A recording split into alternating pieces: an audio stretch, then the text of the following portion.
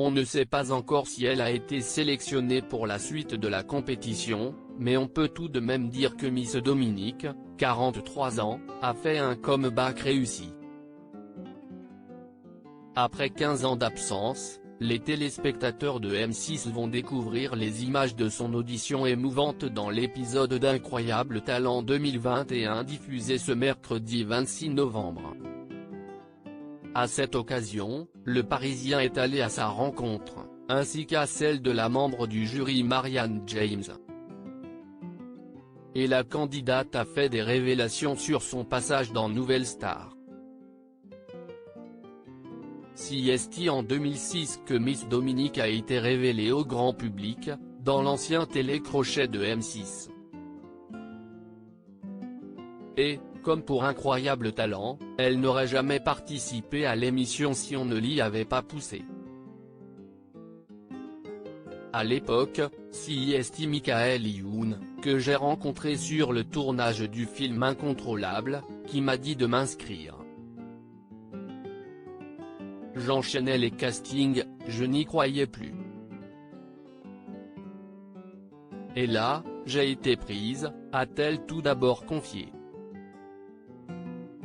Sa reprise de I Have Nothing de Whitney Houston avait en effet fait sensation, surtout auprès de Marianne James qui a immédiatement su qu'elle serait finaliste. La jurée ne s'était pas trompée, car elle est allée en bout d'aventure face à Christophe Willem, le gagnant de la saison.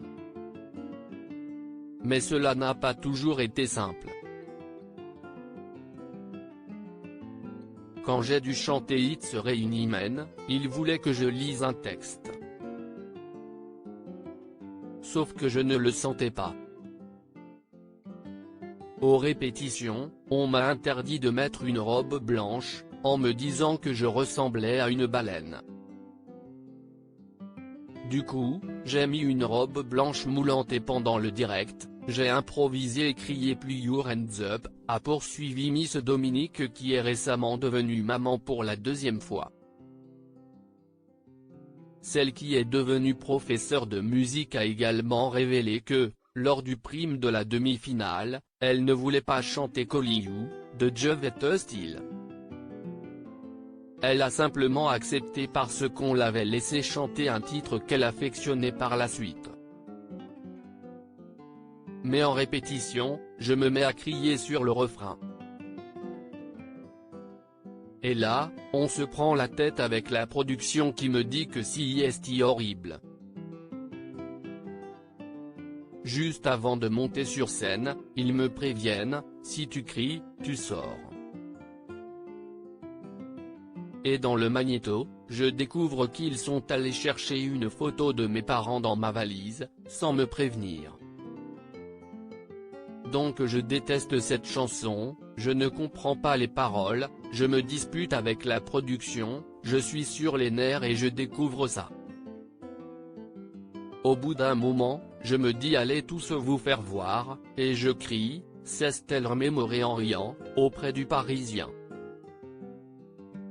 Cette aventure lui a tout de même permis de se faire connaître et de rencontrer Marianne James, qu'elle considère comme sa sœur.